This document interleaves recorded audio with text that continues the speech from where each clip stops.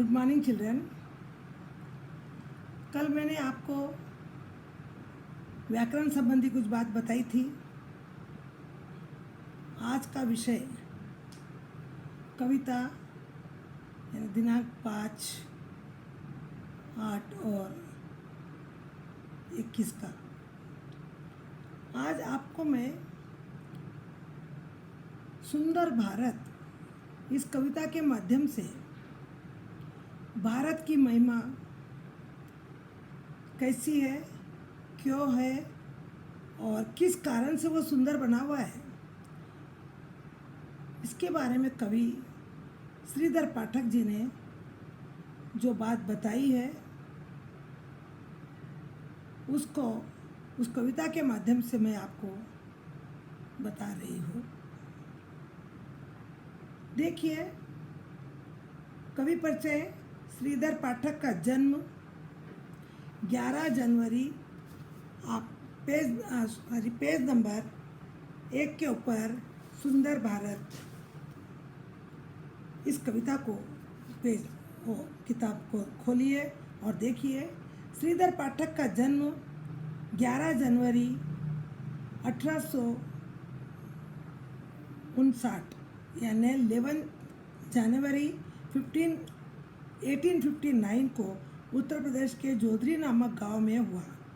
इनकी शिक्षा संस्कृत फारसी में हुई। सरकारी सेवा करने के पश्चात वे प्रयाग में आकर रहने लगे। इन्होंने ब्रजभाषा तथा खड़ी बोली में कविता लिखी।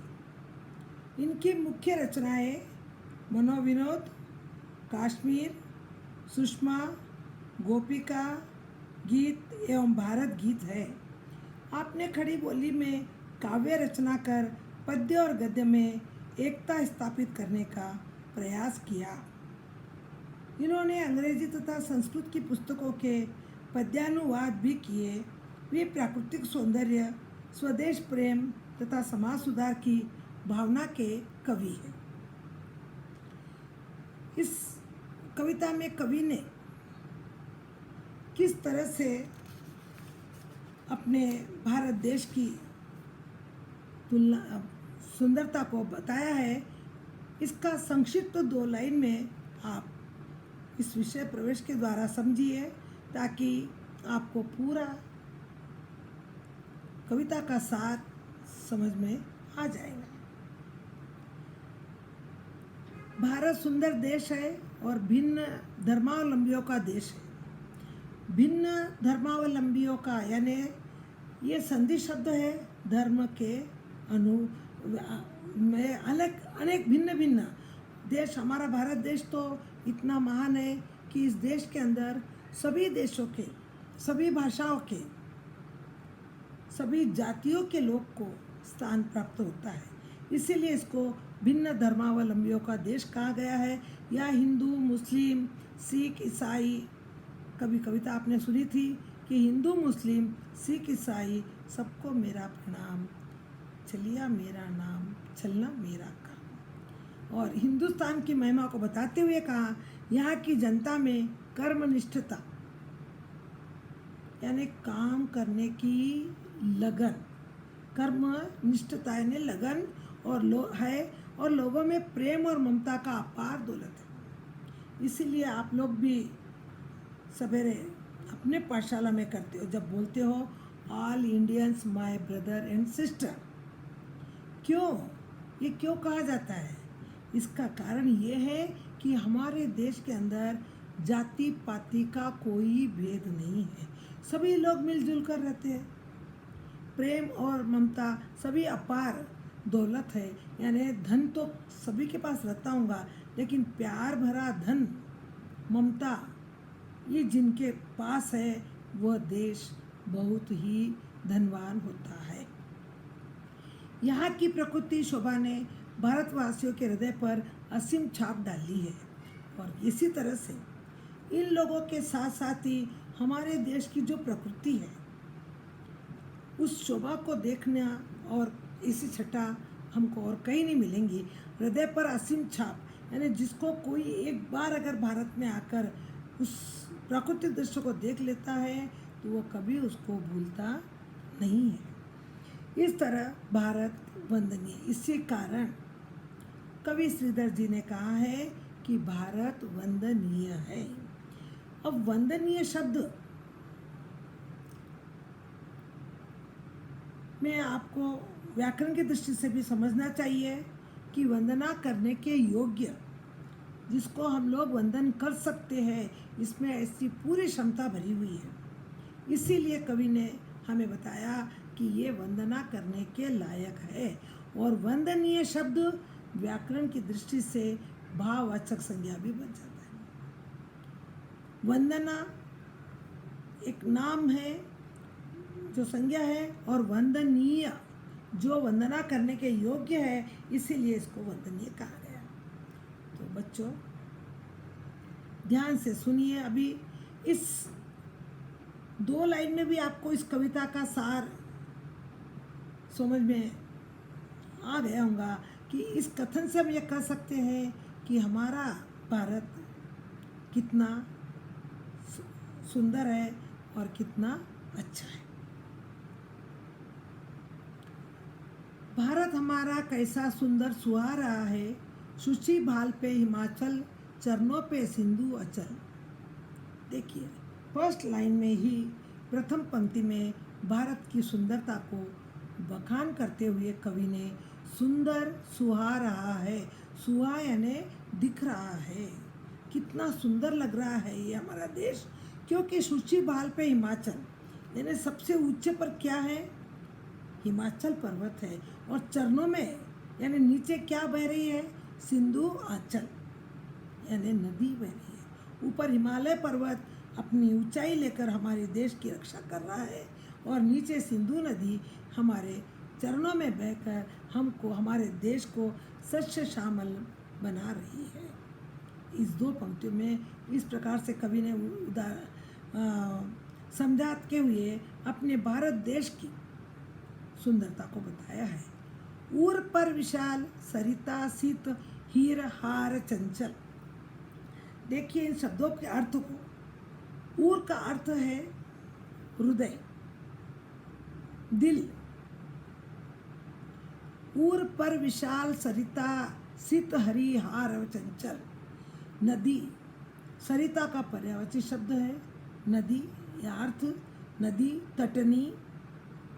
तो इस विशाल यानी बहुत बड़ी, इसके ऊपर ये सरिता नदी बह रही है, और स्थित हीर हार चंचल, ऐसे लग रही है कि ये हमारे देश का एक हार बनी हुई है। चित चंचल यानी इसका हार चंचल है, क्योंकि नदी के पानी इतना चंचल होता है कि आप उसको कभी रोकने का प्रयास भी करोगे तो वो दूसरी ओर से अपना रास्ता निकाल लेती है, लेकिन वो रुकती नहीं है। तो कवि ने उस नदी की सुंदरता को बताते हुए कहा कि यह सुंदर नदी हमारे देश में हमारे सबका गले का हार बनी हुई है। मणिवंदन नील नभ का विस्तीर्ण पट अचंचल। मणिवंदन नील नभ का यानी मणि यानी मोती, और वंदन नील नभ यानी आकाश, विस्तीर्ण पट, विस्तीर्ण यानी बड़ा सा आसमान जिसको बोलेंगे हम लोग, विस्तीर्ण पट अचंचल है, यानी ये भी इतना अचंचल है कि एक जगह पर ये कभी स्थिर नहीं रहता है, कभी छोटा दिखता है, कभी बड़ा दिखता है, कभी काले बादल दिखते हैं। इस प्रकार से इसका बार बार बार बार प्रकृति के अनुसार इसको अपने आप इसमें बदलाव आते रहता है, और उसको देखकर भी हमारे मन में अति अति आनंद उत्पन्न होता है। सारा सुदृश्य वैभव मन को लुभा रहा है। सारा सुदृश्य, मैंने आपको व्याकरण में कल याद नहीं करवाई थी, लेकिन अब बताती हूँ। सुदृश्य, सु का अर्थ है अच्छा, और दृश्य का अर्थ है नजारा। अब इस नजारे को हम सुदृश्य वैभव मन को, वैभव यानी ये जो हमारे देश की प्रकृति का ये जो धन है, इसको देखकर, ये सुंदरता प्राकृतिक चीज़ों को देखकर मन को लुभा रहा है, मन को यानी मन को अति आनंदित कर रहा है। भारत हमारा कैसा सुंदर सुहारा है। इस तरह से इन 4 पंक्तियों के माध्यम से कवि श्रीधर जी ने आपको इसकी सुंदरता का बखान कराया है और बताया है कि किन किन चीज़ों के कारण ये हमारा देश, इस देश में सुंदरता लगी हुई है। अब उसी के साथ उपवन सघन वनाली सुखमा सदन सुखाली, क्या बताया कवि ने कि उपवन सघन वनाली सुखमा सदन सुखाली। उपवन यानी बगीचा, सघन यानी घना, घना वन, वनाली यानी वन, सुखमा सदन सुखाली। ये सभी, ये बाग, ये बगीचे इस भारत देश के सब हमको सुख का एहसास कराती है। इसको देखने पर हमारा जीवन बहुत आनंदित होता है। प्राउट के साद्र धन की शोभा निपट निराली, प्राउट के श्राद्ध धन की शोभा अति निराली। ये जो प्राकृतिक जो चीज़ें बनी हुई है उसकी शोभा तो अति यानी बहुत ही निपट निराली है। ऐसी सुंदरता हमको कहीं पर भी दिखाई नहीं देगी। कमनीय दर्शनीय कृषि कर्म की प्रणाली। अब देखिए यहाँ पर कमनीय दर्शनीय कृषि कर्म, और इधर चारों ओर खेत लहला रहे हैं और किसान अपने कर्म से, अपने कार्य से इस जगह को, इनके द्वारा ये खेत कितने सुंदर लहला रहे हैं और जो देखने के लायक है। इस हरे भरे खेतों को देखकर मन कितना आनंदित होता है। और हमारे देश की महिमा को बताते हैं, इसी को कवि श्रीधर पाठक जी ने आपके सामने रखा कि कमनीय दर्शनीय कृषि कर्म की प्रणाली। किसानों का काम, उसके द्वारा बनाया, खेती में किया हुआ काम से चारों ओर खेत हरियाली लहरा रही है। सूर्य लोक की छटा को पृथ्वी पे ला रहा है। ऐसा लग रहा है कि आसमान का स्वर्ग धरती पर आ गया है। हम लोग या कुछ लोग कहते हैं कि स्वर्ग आसमान में है, लेकिन कवि ने इस भारत की सुंदरता को देखकर ऐसा अनुभव किया कि स्वर्ग लोक की सुंदरता पूरी पृथ्वी पर आ गई है। कौन कहता है कि स्वर्ग ऊपर है? कवि तो बता रहे हैं कि ये स्वर्ग तो क्या है, इस पृथ्वी पर है। सूर्य लोक की छटा को पृथ्वी पर ला रहा है, यानी इस धरती पर इतनी सुंदरता है। भारत हमारा कैसा सुंदर सहा रहा है, भारत हमारा कैसा सुंदर सहा रहा है। अब इसी के साथ समझ में आया आप लोगों को, और उसके पहले भी मैंने कल भी आपको बताया था कि आप अपनी बात को लेकर अगर कहीं पर कोई शब्द आपको क्योंकि समझ में न आया हो तो आप नोट करिए और उसको मेरे तक पहुंचाइए, ताकि मैं आपको उसके बारे में, या आपके विचार बोलिए ताकि मैं आपको फिर से एक बार समझा सकती हूँ। इसी के साथ देखिए, सूर्य लोक यहीं पर, सुख ओक है यहीं पर। पृथ्वी की सुंदरता को, भारत की सुंदरता को बताते हुए कवि श्रीधर जी ने कि कौन कहता है कि स्वर्ग ऊपर है। उन्होंने कहा कि इस धरती, भारत माता की धरती को देखकर, यहाँ की नदियों को देखकर मुझे ऐसा अनुभव हो रहा है कि सूर्य लोक यहीं पर, सुख ओक यहीं पर, यहाँ ही स्वर्ग है और यहाँ ही पूरा सुख है। ऊपर जाने के बाद सुख होगा, हम ये कभी कह नहीं सकते कि स्वर्ग को देखेंगे। यही है स्वाभाविक सुजनता, गत शोक है यहीं पर, और संसार है।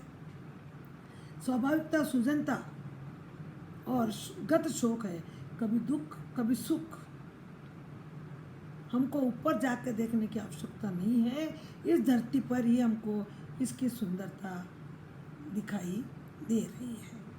इसीलिए कवि ने कहा स्वाभाविक सुजनता गत शोक है यहीं पर, सुख भी यही है और दुख भी यही है। सुचिता स्वधर्म जीवन बेरोक है यहीं पर। सुचिता स्वधर्म जीवन, सुचिता यानी स्वच्छता, स्वधर्म जीवन अपना जीवन, चाहे हम कोई भी इस धरती पर कि हमको ये कोई अपना स्वधर्म जीवन, हमको अपना अपना धर्म करने की भी किसी प्रकार की कोई मनाही नहीं है। बेरोक है यहीं पर, बिना वजह से, चाहे वो हिंदू हो, चाहे मुसलमान हो, चाहे तेलुगु हो, चाहे मराठी हो, सब अपने अपने हिसाब से अपने अपने भगवान को स्तुति कर सकता है।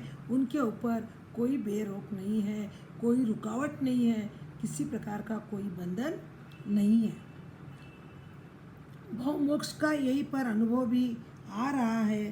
भारत भव मोक्ष का यहीं पर अनुभव भी आ रहा है। हमने अब मोक्ष में जाने की भी हमको आवश्यकता, ऐसा लग रहा है स्वर्ग यहाँ पर है, मोक्ष यहाँ पर है, आनंद यहाँ पर है, दुख भी यहाँ पर है। सारी चीज़ें हमको अपनी पृथ्वी पर आलोकित हो रही है। इसी बात को लेकर कवि ने कल्पना की कि हमारा सुंदर भारत बहुत ही सुंदर है। इस कथन के द्वारा ही इस कविता का शीर्षक भी ये बताया गया है कि सुंदर भारत। पहले उसने विशेषता बता दी, भारत तो है लेकिन भारत कैसा है, सुंदर है, और किन कारणों से सुंदर है ये हमने इस पैराग्राफ में पढ़ चुके हैं। भव मोक्ष का यहीं पर अनुभव भी आ रहा है। भारत हमारा कैसा सुंदर सुहा रहा है वंदनीय भारत, अभिनंदनीय भारत। इन सभी कारणों के कारण अंतिम में कवि ने क्यों वंदनीय है, क्यों भारत की महानता है, क्यों भारत सुंदर है, इसके लिए बताया कि इन सभी उपयुक्त बातों को जब हमने पढ़ा, उससे यह अंत में इसका निष्कर्ष निकला है कि इसी कारण भारत वंदनीय है, अभिनंदनीय है, वंदना के योग्य है, वंदना करने के लायक है। इस प्रकार से हे न्याय बंधु निर्भय निर्बंधनीय भारत, और बताया कि हे न्याय बंधु निर्भय, न्याय बंधु न्याय करने वाला, यहाँ पर किसी के साथ किसी प्रकार का छोटा बड़ा ऊंच नीच अमीर गरीब किसी का भी यहाँ पर भेदभाव नहीं है। और निर्भय, निर्भय यानी बिना डर के, हमारा ऐसा भारत है कि जिसमें किसी को कोई प्रकार का डर नहीं है। निर्बंधनीय भारत मम प्रेम पाली पल्लव, सबके मन में एक एक पत्तों में, एक एक पल्लव में प्रेम भरा हुआ है और लंबनीय है भारत, इसीलिए ये हमारे जीवन का एक सहारा है भारत। मेरा ममत्व सारा तुझ में समा रहा है। कवि ने अपनी अंतिम बात को रखते हुए बताया कि मेरा ममत्व, ममत्व यानी मेरी ममता, मेरा स्नेह, मेरा प्यार सारा इसमें समा रहा है, और मैं इसीलिए अपने भारत की महिमा को गाते हुए अन्य किसी भी की भारत के साथ में तुलना नहीं कर सकता हूँ। भारत हमारा कैसा सुंदर सहा रहा है। तो बच्चों, इस पाठ के माध्यम से आपने सुंदर भारत के बारे में जानकारी प्राप्त की, और इस कविता के माध्यम से कवि श्रीधर जी ने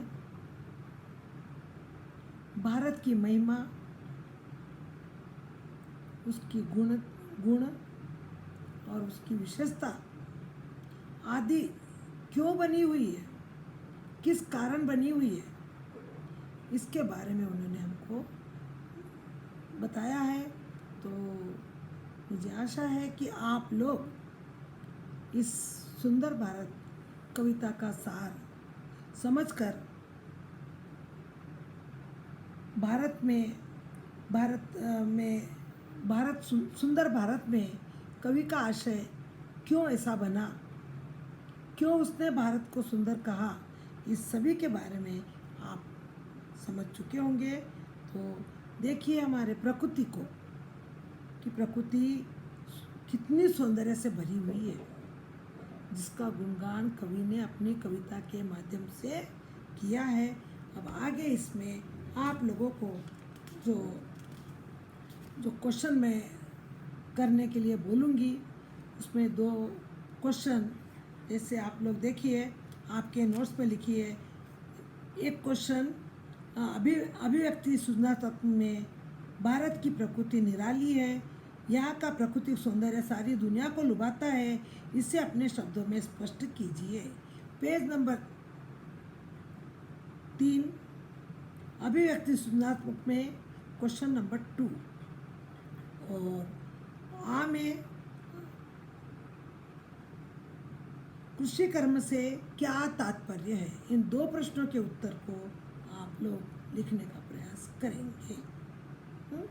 बस इसके अलावा आपको आगे का जो भाषा ज्ञान है वो मैं आपको आने वाले पीरियड में आपको पूरा बताऊंगी। आप ध्यान से उस अपने बुक से, और या तो व्याकरण के संबंधित से आप लोग उसको कर सकते हो, लेकिन फिर भी नहीं आया तो आप अपनी पुस्तक का सहायता लेकर उसके उत्तर आपको लिखना है। धन्यवाद। अभी इसी के आगे, इसी के साथ कंटिन्यू बच्चों, आप लोग देखिए कि इस अभिव्यक्ति में, अर्थगाथा प्रतियोगिता में भारत में ममता समाई हुई है, इसमें कवि का आशय क्या है। ये भी एक क्वेश्चन है जिसको आपको बताना है कि भारत में ममता समाई हुई है। इस पूरी कविता के माध्यम से आपने भारत में लोगों के प्रति जो प्रेम देखा है, सभी के लिए, इसी कारण से भारत को क्या कहते हैं हम लोग अपने जनरल भाषा में। आप देखिए, आपको भी पता है कि भारत को हम लोग क्या कहते हैं, बोलिए, भारत माता कहते हैं। और माँ क्या होती है, ममता की मूर्त होती है। इसीलिए कवि ने इस क्वेश्चन के अंदर भारत में ममता समाई हुई है, कि भारत ऐसा देश है कि वो किसी के साथ में भी कोई भेदभाव नहीं करता है। जैसे माँ अपने बच्चों के साथ कभी भेदभाव नहीं करती है, चाहे कोई छोटा हो, बड़ा हो, कोई अमीर हो, चाहे गरीब हो, लेकिन माँ का स्नेह सबके ऊपर बराबर होता है। उसी तरह से बच्चों ध्यान रखिए कि ये भारत देश भी कवि ने, इसमें भारत में ममता समाई हुई है, इतनी ममता है इसमें, उस सबके ऊपर उसका बराबर स्नेह भरा हुआ है। इसी कथन को हमें लिखते हुए इसका आशय यही है, आशय का अर्थ है मतलब, क्या मतलब है, तो इसको देखते हुए हमें ये काम को समझना है। और जैसे भी अगर आप लोगों को इसमें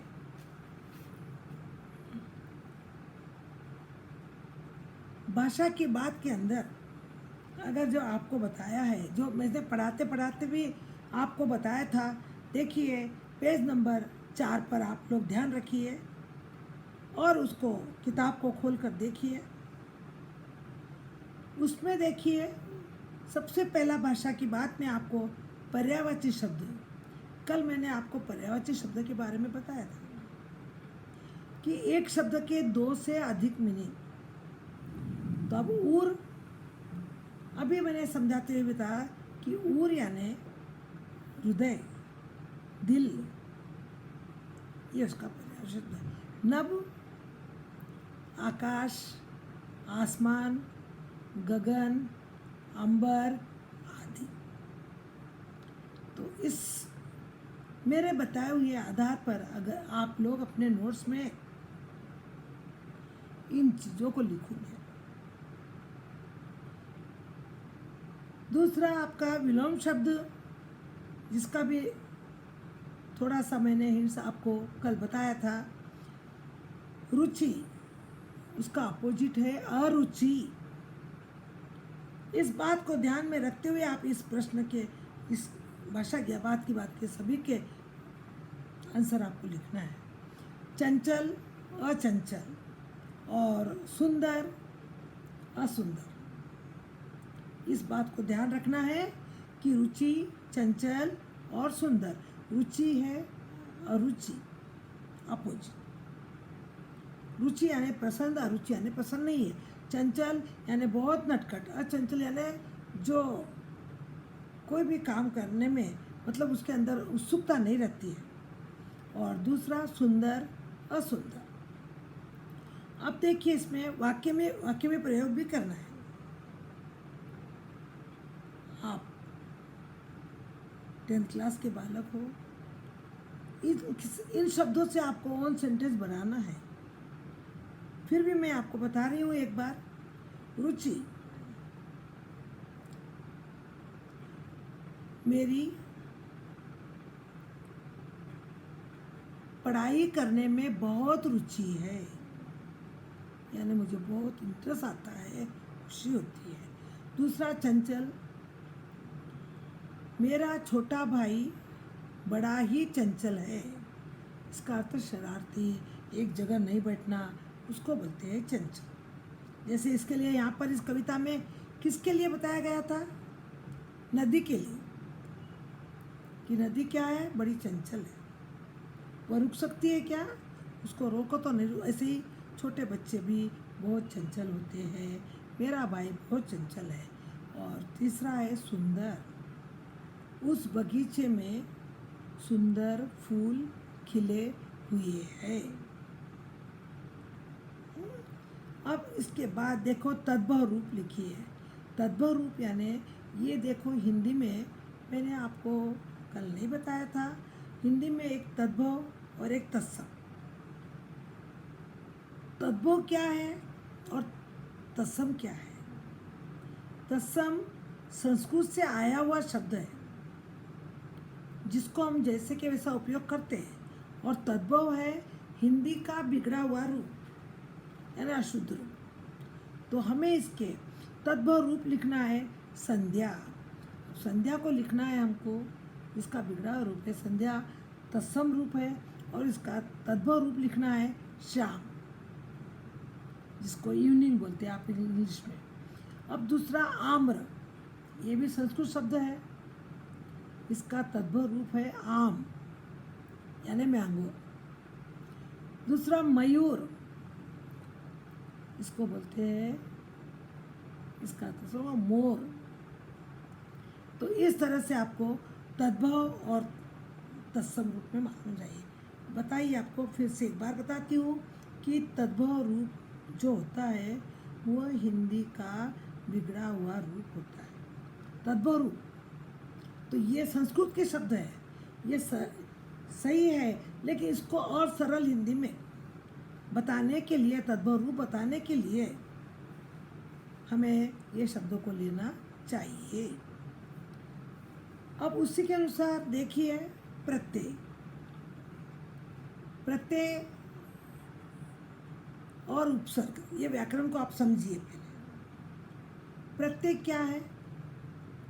कि जो शब्द के पीछे जुड़ता है और उसको भाववाचक रूप देता है, उसे कहते हैं प्रत्यय। जैसे एक उदाहरण आपको बताती हूँ कि शोभा और शोभादायक शब्द वही है, लेकिन उसके पीछे दायक बना है, यानी वो भाववाचक संज्ञा बन गए। जैसे मीठा, मिठास, स लगने से वो शब्द भाववाचक संज्ञा का रूप हो जाता है। और जो शब्द के पीछे लगता है उसे हम लोग, उसमें अलग अलग भी होते हैं कई, जैसे मीठा प्लस स दर्शनीय में ई प्रत्यय पहचानना है, अलग अलग लगता है। जैसे यहाँ पर आपको दर्शनीय दिया गया है, तो दर्शनीय में प्रत्यय क्या है? ई।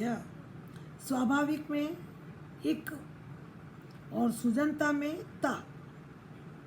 इस तरह से आपको प्रत्यय पहचानना है। जैसे एक उदाहरण और बताती हूँ आपको मैं। जैसे लड़कपन, लड़कपन, पन क्या है? इसमें पर्यायवाची शब्द है। बनावट, आवट, आवट इसमें प्रत्यय शब्द है। ऐसे हमको संस्कृति, संस्कृत, संस्कृति, संस्कृति में क्या प्रत्यय लगाया बताइए? इक प्रत्यय। सांस्कृतिक, सांस्कृतिक, तो इसमें क्या प्रत्यय लगाया आपका? इक प्रत्यय लगा हुआ है। इस प्रकार से आप प्रत्यय को समझना है। जो शब्दों के पीछे लग जाता है और उसको भाववाचक रूप बना देता है, उसे प्रत्यय कहा जाता है। समझ में? अब उसी के अनुसार इसमें अभी आपको नहीं दिया, लेकिन इसके साथ इसकी जोड़ी का शब्द जो उपसर्ग कहलाता है, आगे आपको आएगा। इसी पार्ट में है आपको उपसर्ग किसे कहेंगे हम? प्रत्यय का ही एक जोड़ीदार उपसर्ग प्रत्यय में पीछे लगता है और उपसर्ग में सामने जुड़ता है। जो सामने जुड़कर शब्द का बदल देता है रूप, रंग। जैसे होनी एक शब्द है, अनहोनी, होनी यानी होना, होने जो लिखा होने वाला है सो, और अनहोनी जो असंभव है, और होनी यानी संभव। तो शब्द के आगे जुड़ता है और उसका विलोम शब्द भी होता है, उसको कहते हैं उपसर्ग। और पीछे जुड़ता है तो वह पीछे जुड़कर वह शब्द कौन सा रूप बनता है? संज्ञा रूप बनता है, भाववाचक संज्ञा बन जाता है। क्योंकि मैंने बताया था आपको कल कि संज्ञा कितनी है? 3, व्यक्तिवाचक, जातिवाचक और भाववाचक।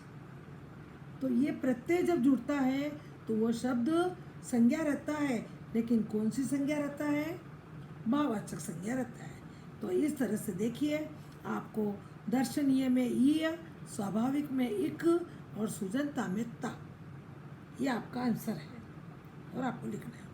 उसी के अनुसार आपको संधि के बारे में, तो मैंने कल आपका पुनरावृत्ति अभ्यास नहीं लिया था इसमें, तो संधि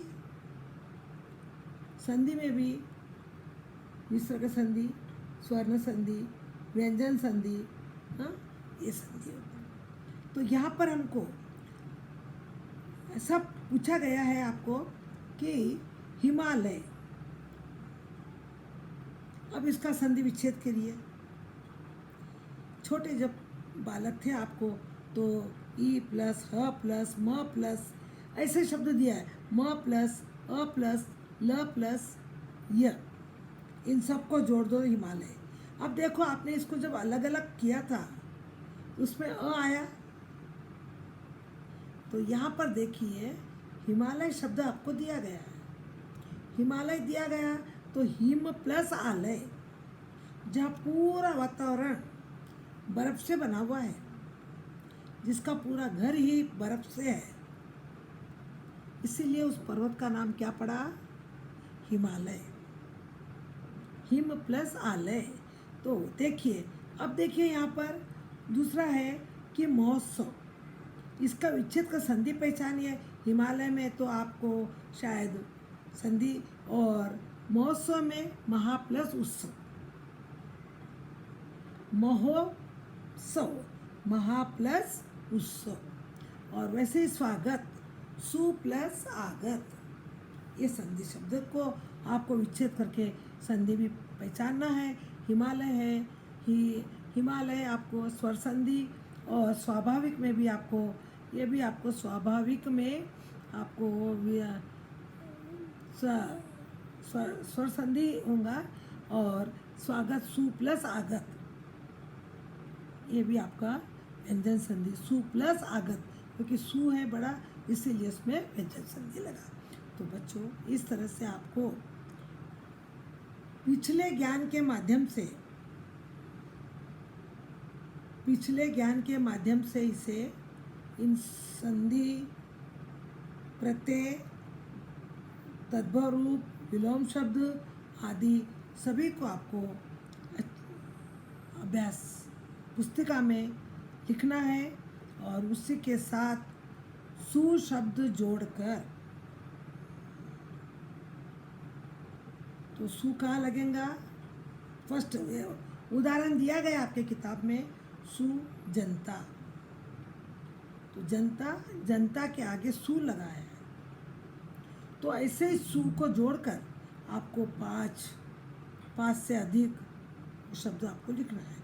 जैसे देखिए, सुजनता है, सुविचार है, विचार एक शब्द है, सुविचार, सु का अर्थ यहाँ पर क्या बताया जा रहा है? अच्छा। तो देखिए, आपको इसमें सुविचार बताना है। सुजनता में सुपसर्ग, सुविचार, सुमंगल, सुपुत्र, सुविचार, सुपुत्र, सुमंगल और शुभ रात। ऐसे आपको पहले वाला शब्द को स को जोड़कर, सु को जोड़कर ऐसे 5 शब्द आपको अपने किताब में बनाना है। धन्यवाद बच्चों। और जो बताए गए काम को आपको अपनी पुस्तिका में, उत्तर पुस्तिका में आपको लिखकर अभ्यास करना है।